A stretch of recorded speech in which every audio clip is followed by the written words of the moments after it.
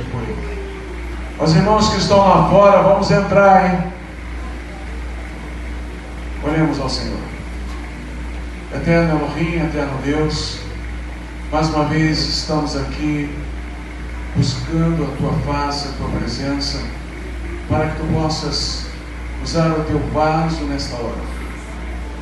Abençoa o pregador nesta noite, que ele possa nesta hora transmitir-nos tudo aquilo que Tu tens colocado no seu coração, na sua alma, para que possamos aqui recebermos, Hashem, toda a Tua Divar Elohim, toda a Tua palavra neste propósito, para que o Teu nome possa ser exaltado neste dia e nesta hora, e que nós nos alimentemos assim da Tua palavra. Abençoa o Teu servo, abençoa-nos. Nós choramos não porque mereçamos, mas em nome e pelo amor do Senhor, Yeshua HaMashiach. Amém. Hexameia para todos. É uma alegria poder estarmos aqui para compartilhar um pouquinho, da palavra de Adonai com cada um de nós. O livro de Esther é um livro maravilhoso. Ele fala muitos eventos que foram acontecendo desde do capítulo 1 até o último. Portanto, o pastor já fez um resumo. Como é festa, a gente tenta reduzir isso, Ele me puxa minhas orelhas, Então, vamos... A festa de Purim, ela fala de livramento. Um livramento que eu tive, que você teve. Um livramento do qual nós, outrora, estamos presos em trevas. E o Senhor nos trouxe para a sua maravilhosa luz. Então, em Esther, capítulo 4, vou ser bastante rapidinho. A partir do verso 14, nos diz algo muito interessante. Porque se de todo te calares nesse tempo... se de todo te calares, se nós calarmos, como poderão ouvir? Então a gente tem que falar, Se de todo te calares neste tempo, socorro e livramento de outra parte virá para os judeus, para mim, para você. Mas tu e a casa de teu pai vai perecer. E quem sabe se para tal tempo como estes chegastes a este reino. Então hoje que nós chegamos aqui, cada um de nós, Deus preparou algo para nós, para que o reino do Senhor fosse o que? Apregoado àqueles que não conhecem esse reino maravilhoso, resgatado e preparado para nós reinarmos com Yeshua. Então ele fala no versículo 15, então disse Esther, que tornassem a dizer a Mordecai, o primo, que eu também achava que era tio, vai a junta, olha o que eles prepararam, a junta todos os judeus, todo o povo, e vamos fazer um jejum, vamos jejuar por mim, Esther estava pedindo para jejuar por ela, porque por 3 dias não comendo, não bebendo, porque ela precisava se preparar para poder chegar à presença do rei Assuero. E não podia ser de qualquer maneira, ela tinha que ser convidada. Então, como ela já não estava sendo convidada há algum tempo, ela então, mediante a urgência, mediante esse momento, ela pega e chama o povo, convoca o tio, o primo, vamos jejuar, vamos orar por 3 dias e depois eu irei à presença do rei. E foi exatamente o que ela fez. Ainda que não é segundo, ela ir dessa forma, ela diz, mas se eu perecer, tudo bem, se perecer, pereci. O importante é que eu vou me preparar e vou chegar. Muito bem.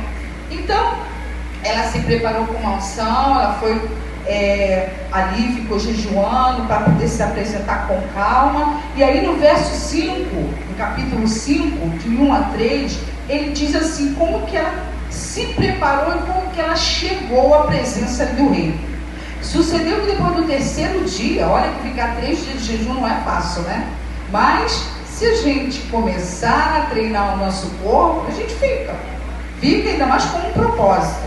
Aí no 3º dia, Esther foi, se preparou, se vestiu lindamente, botou a melhor roupa, suas joias, e se pôs-se no interior da casa do rei, defronte do aposento do rei, E o rei estava sentado sobre o seu trono real, na casa real, defronte da porta ali do seu aposento. E sucedeu que, vendo o rei, a rainha Esther, que estava no pátio, ela alcançou, guarda essa palavra, graça aos seus olhos.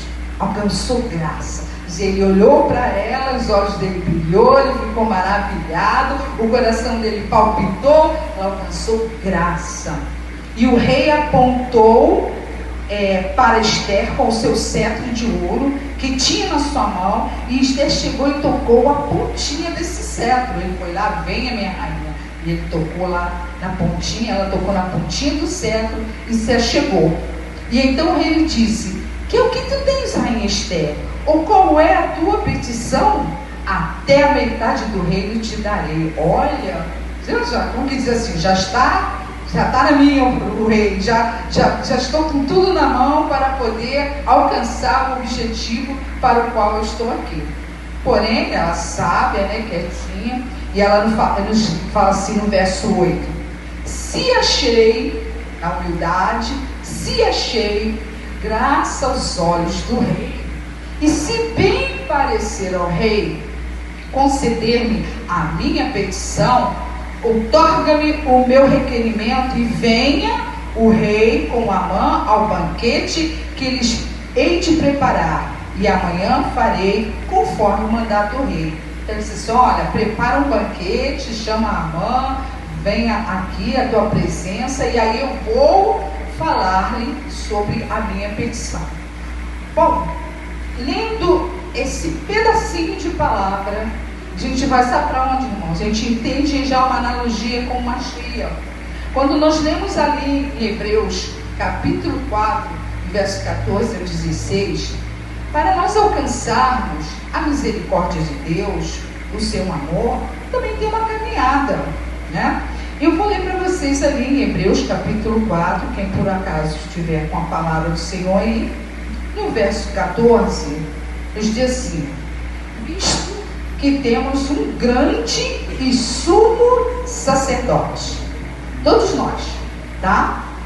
Yeshua, Jesus, Filho de Deus, que penetrou nos céus, retenhamos firmemente então a nossa confissão. Que confissão? Ele é o meu Senhor. Vou firmar nessa confissão, porque não temos um sumo sacerdote que não possa compadecer-se das nossas fraquezas, porém um como nós, em tudo foi tentado, mas sem pecado. Cheguemos, pois, com confiança ao trono da graça, para que possamos alcançar misericórdia e achar graça, a fim de sermos ajudados em tempo oportuno. Todos nós, em nossas vidas, passamos por tempos que são bons e tempos que são adversos. E nós passaremos por um tempo mais adverso ainda. Por isso a chamada, por isso a convocação. Vamos reter firme a nossa confiança, porque os ventos sopram, as situações acontecem, e às vezes olhamos para trás e deixamos aquele que se compadece de nós, aquele que conhece as nossas fraquezas, aquele que nasceu pela mulher. A mulher é a porta de entrada, ele recebeu um corpo, e ele veio, e ele cresceu, e ele andou entre os homens, e conhece-nos muito bem as nossas fraquezas.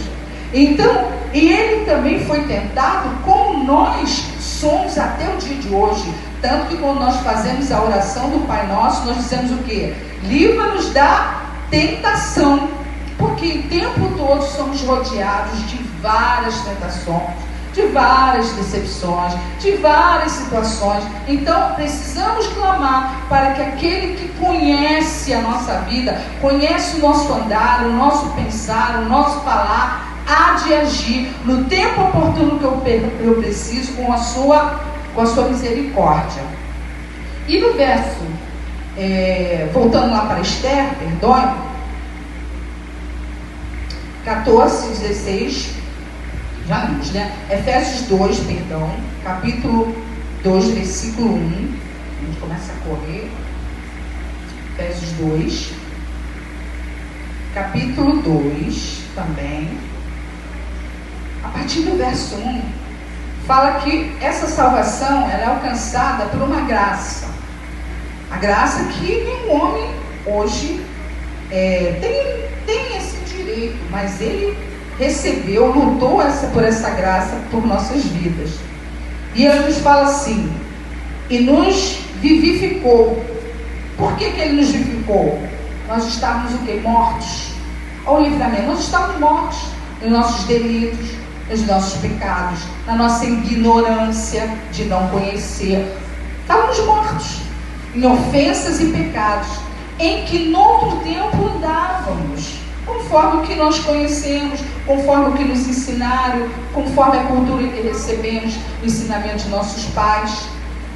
E nesse tempo, segundo o curso deste mundo, segundo o príncipe da potestade do ar, do espírito que agora opera nos filhos da desobediência. Infelizmente, nós vivemos num mundo que ele é regido pelo mundo espiritual, em primeiro lugar. E tudo que é regido lá, ele se torna real nesse mundo presente que nós estamos.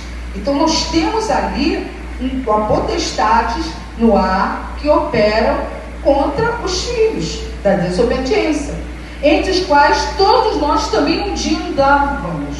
Por quê? Conhecíamos nossa ignorância. Por isso que ele opera misericórdia, por isso que ele opera a favor, por isso que ele opera amor o tempo todo por todos nós. Andávamos nos desejos da nossa carne, fazendo a vontade da nossa carne, a vontade dos nossos pensamentos, e éramos por natureza também filhos da desobediência, como os outros também.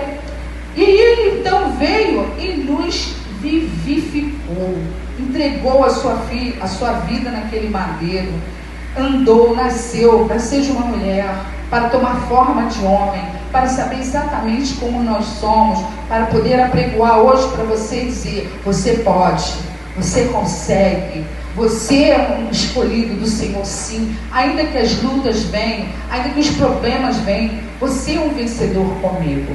Aí voltando para o livro de Esther, no capítulo 7, no versículo de 1 a 4, eles estavam ali, Esther clamando ao rei, porque o povo estava vendido, tá? Esther, capítulo 7, versículo 1 ao 4.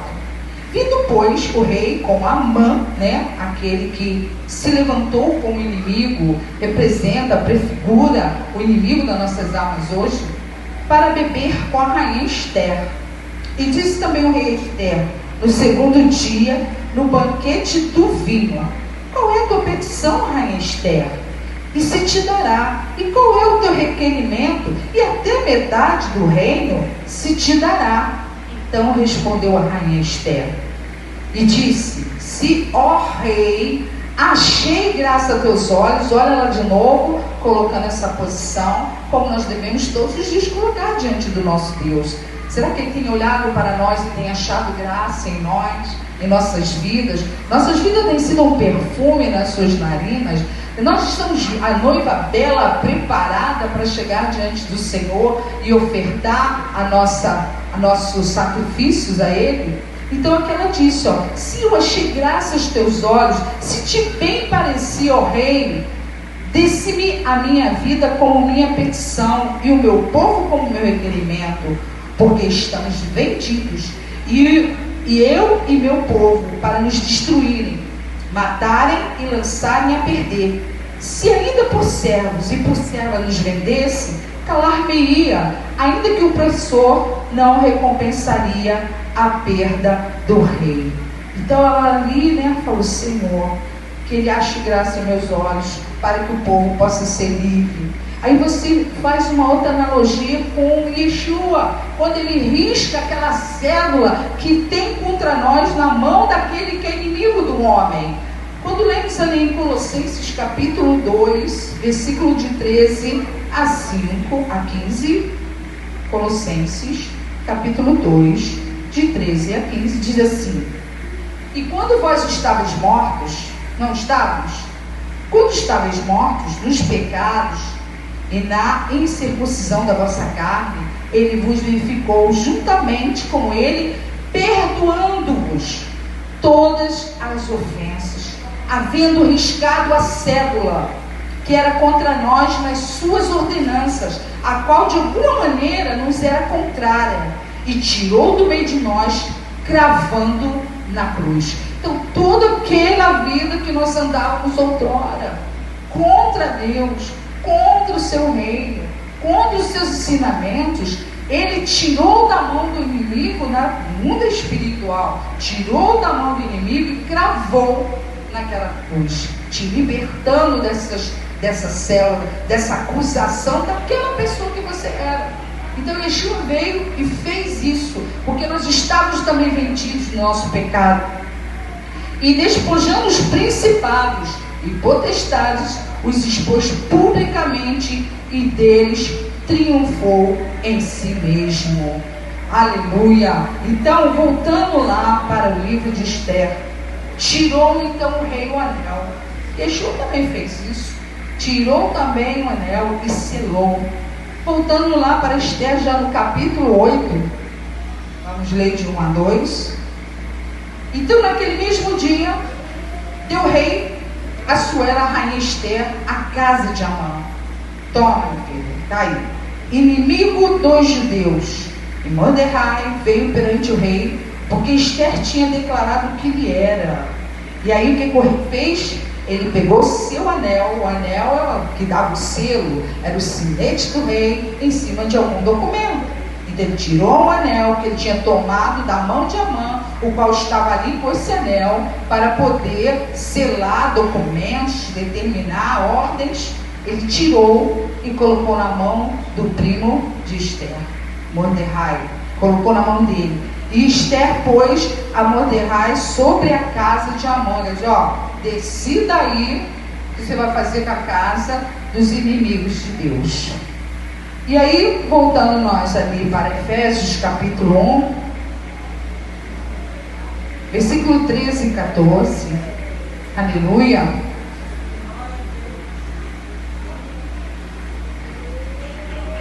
Depois que ouvistes, todos nós ouvimos, mesmo que a gente não queira ouvir, nós temos ouvido. Desde 2020 anos nós temos ouvido ser apregoado o nome do Filho de Deus sobre a face da terra. E ele veio e ele apregou uma palavra, e ele veio e preparou um caminho santo, para que possamos entrar por ele. Então diz assim: pois ouviste a palavra da verdade, o evangelho da boa salvação, as boas novas, e tendo nele também crido, também foste selado com o seu Espírito, o Espírito Santo da promessa. Pois não tem como caminharmos neste mundo somente com alma, corpo, espírito, homem, sem o Espírito de Deus. Não tem como. Precisamos ter o Espírito de Deus para nos religar ao Eterno através do sacrifício do Filho dele, Yeshua. Então ele diz: vocês estarão selados com o meu Espírito, pois ele se revelará a vós, ensinará a vós, conduzirá ao conhecimento da minha Torá, da minha palavra, o qual é o penhor da segurança, para a redenção da possessão de Deus, para o louvor da sua glória. Olha o que Deus fez, olha o que Yeshua fez, essa maravilha por nós. E aí Efésios 4:30 diz assim: olha, então não entristeça esse Espírito que Deus enviou para vós. Está falando, 4 versículo 30, não entristeçais o Espírito de Deus, no qual estáis selado. Para quê? Para o dia da redenção. Nós estamos aguardando esse dia. Nós estamos aguardando esse momento em que Deus dará ordem aos anjos, dará ordem ao Filho, o shofar irá tocar e ele irá voltar para buscar aqueles que hão de ressurgir com eles, hão de entrar no reino eterno com ele. E isso ainda não aconteceu. Por isso estamos aqui, cada dia, na casa do Eterno, ouvindo a sua palavra, aprendendo os seus ensinamentos e colocando em prática na nossa vida, para que nesse dia oportuno, o selo que está em nós pelo Espírito Santo não esteja quebrado, para que a gente entre nesse dia da redenção com Yeshua e os anjos. Terminando ali, quase já, no fim, Apocalipse 9, versículo 4, fala uma coisa maravilhosa desse tempo, quando a quinta trombeta irá soar. E diz assim: foi-lhes dito que não fizesse dano, quando o anjo tocou a quinta trombeta, dano à erva da terra, nem a verdura alguma, nem a árvore alguma, mas somente aos homens que não têm na testa o sinal de Deus. Você tem a marca de Yeshua na sua vida hoje? Você tem o selo de Yeshua na sua vida hoje? Se você tem o selo de Yeshua na sua vida hoje, permaneça firme. Não se deixe vender. Fique firme, porque esse dia não está tão distante assim, tá? E aí Esther, terminando no capítulo 9, vamos ler o versículo 1, depois o 26 a 28. Diz assim: então, no mês do 10º, que é o mês de Adar, o mês que nós estamos, no dia 13, que será amanhã, porque hoje são 8, amanhã que é 9, amanhã é 13 de Adar, tá? Em que chegou a palavra do rei e a sua ordem para executar no dia em que os inimigos dos judeus esperavam assenhorar-se deles. Sucedeu o contrário, porque os judeus foram que se assenhoraram dos seus aborrecedores. O seu inimigo queria destruir ele, mas aí o que foi? Mudou toda a sorte do povo do Senhor. E no versículo 26 diz: por isso que naqueles dias chama Purim. Purim é um nome pur, que vem da palavra hebraica sorte, tá? Pelo que também, por causa de todas as palavras daquela carta, e do que viram sobre isso, e dos que tinha sucedido, confirmaram os judeus, e tomaram sobre si, e sobre a sua semente, e sobre todos os que se achegassem a eles, que não se deixaria de guardar esses 2 dias, 13 de Adar e 14 de Adar, 9 e 10, amanhã e depois, conforme que se escrevera deles, e segundo o tempo determinado todos os anos. Por isso que todos os anos, dentro do calendário judaico, nós estamos aqui trazendo, rememorando esse feito maravilhoso, mais um, dos milhares feitos que Deus fez pelo povo dele. Você faz parte desse povo, e ele tem feito essas maravilhas, esses milagres nas nossas vidas. Então, que estes dias, eles serão lembrados e guardados geração após geração, família, província e cidade, e que estes dias de Purim se celebrariam entre os judeus, e que a memória deles nunca teria fim entre os de sua semente. Por isso é um dia que nós temos basicamente 4 mandamentos: o de se reunir, de abençoar o próximo, com o de sedacá, com o alimento, o de promover essa saudade, esse momento festivo entre nós, em que nós vamos daqui a pouco sentar, comer, se alegrar. Então, esse é um dos 4 mandamentos do dia de Purim. Há um descanso, irmãos. Há um descanso. Eles receberam descanso dos seus perseguidores. Nós também temos um descanso preparado para nós. Você quer participar desse descanso? Você quer entrar no reino? Você quer participar dessa redenção? Então ele nos diz lá em Hebreus capítulo 4, nossa última leitura da noite. Hebreus capítulo 4. Aleluia. A partir do verso 4, a partir do verso 1, perdão. Temamos, pois, que porventura deixada a promessa de entrar no seu repouso, pareça que algum de vós fique para trás. Porque também a nós foram pregadas as boas novas, como a eles. Mas a palavra da pregação nada lhes proveitou, porquanto não está misturada com fé naqueles que a ouviram. Porque nós, os que temos crido, entramos no repouso, tal como disse: assim jurei, disse Deus na minha ira, que não entrarão no meu descanso, embora as suas obras estivessem acabadas desde a fundação do mundo. Porque em certo lugar disse: no dia 7º, por isso que no dia 7º nós estamos aqui no Shabat, louvando, engrandecendo o Senhor como um mandamento ordenado.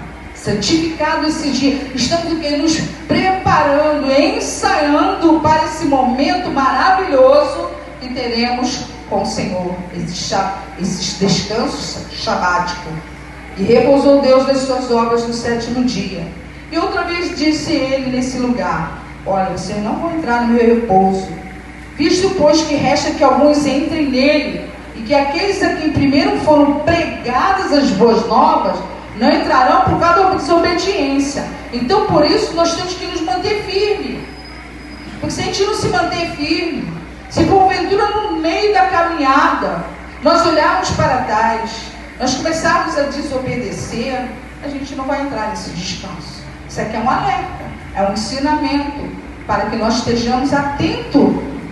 Não entrará no meu descanso por causa da sua desobediência. Determina outra vez um certo dia, hoje, dizendo por Davi, muito tempo depois, como está dito, hoje, se ouvirdes a sua voz, não endureça o coração, irmãos. Eu sei que o calor está chato aqui, não está dando vazão, mas não endureça seu coração, deixa o seu ouvido ouvir a voz do Espírito de Deus. Porque se Josué lhes houvesse dado repouso, não falaria depois disso de outro dia. Portanto, ainda resta um repouso para o povo de Deus. E é por isso que nós estamos lá lutando. É por isso que nós estamos lutando cada dia. É por isso que nós não deixamos de falar essa verdade. Porque nós queremos entrar e queremos que todos vocês estejam conosco lá. Todos nós permanecemos firmes para entrar nesse repouso. Porque aquele que entrou no seu repouso, ele próprio repousou das suas obras, como Deus das suas. Procuremos, pois, entrar naquele repouso, para que ninguém caia no mesmo exemplo de desobediência. Porque a palavra de Deus, ela é viva, tá? É mais penetrante de qualquer espada de 2 gumes, e penetra até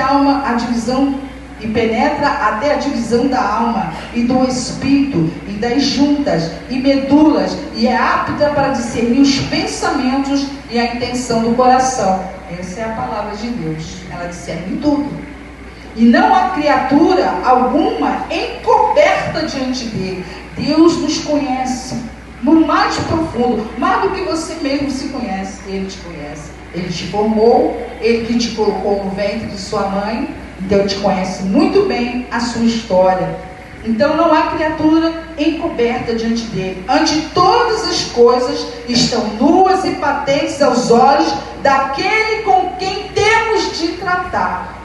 Ele nos deu uma salvação, ele nos propicia um caminho para essa salvação, ele nos promete uma redenção, mas nós vamos dar conta a ele nessa caminhada, quando ele nos chamar à sua presença. Então é bom que hoje nós continuemos firme no propósito de trazer ao nosso Deus uma vida com uma oferta, uma vida com um cheiro suave para ele. Aqui estou, Deus, para te adorar.